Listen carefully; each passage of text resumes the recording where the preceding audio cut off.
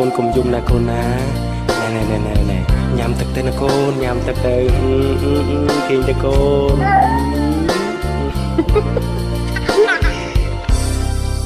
អតីតកាលបណ្ដាលឲ្យចិត្តមិនស្ងប់ចង់ឲ្យគ្រប់យ៉ាងត្រឡប់ចង់ឃើញមុខលោកពុកមានគុណ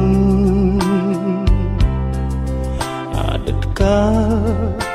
ពុកខំលីសាយរែកពុនគ្រប់យ៉ាងពុកទ្រាំអត់ធន់ដើម្បីកូនបានដូចគេឯងញើដូចឈាមក្រុមក្រៀមកណ្ដាលថ្ងៃក្តៅ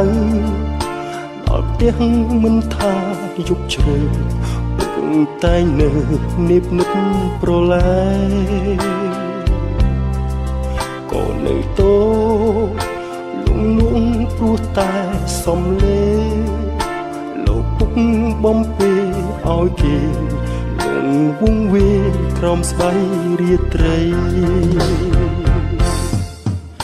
តែពេលនេះបាត់លោកពុក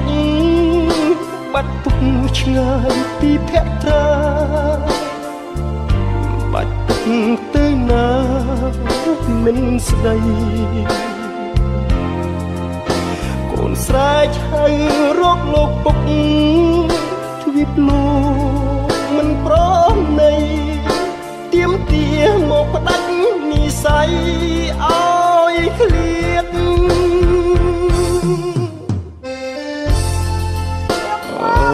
កូនពុកមកពុកណាកូនណាកូនឆ្លាតតិចទៅកូនទៅកូនឆ្លាតណាកូនណាកូនធំឡើងធ្វើការធំណាកូនណា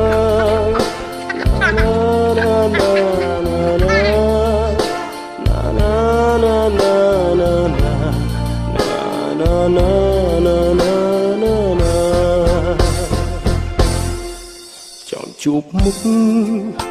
ចង់ឃើញពុកនៅចិត្តកូនពាក្យពេចន៍បំពេលួងលោមធ្វើឲ្យកូនរឹតនៅស្រណោះមានថ្ងៃនេះដោយសារគុណពុកសន្តោសទូមានអប់រំកូនប្រុសមិនឲ្យខុស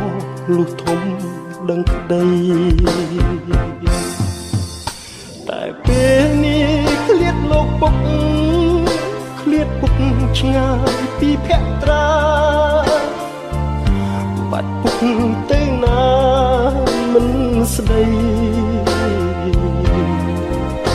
កូនស្រែកហៅរកលោកពុកទ្វីបលោកមិនព្រមនៃទៀមទាមកផ្ដាច់និស័យឲ្យឃ្លាតលោកពុកបើសិនជាពុកឃើញខ្ញុំឃើញកូនបានល្អពុកនឹងសប្បាយចិត្តតែបើកូនចង់ឃើញលោកពុកកូនអត់ដឹងថាជួបលោកពុកដោយរបៀបណា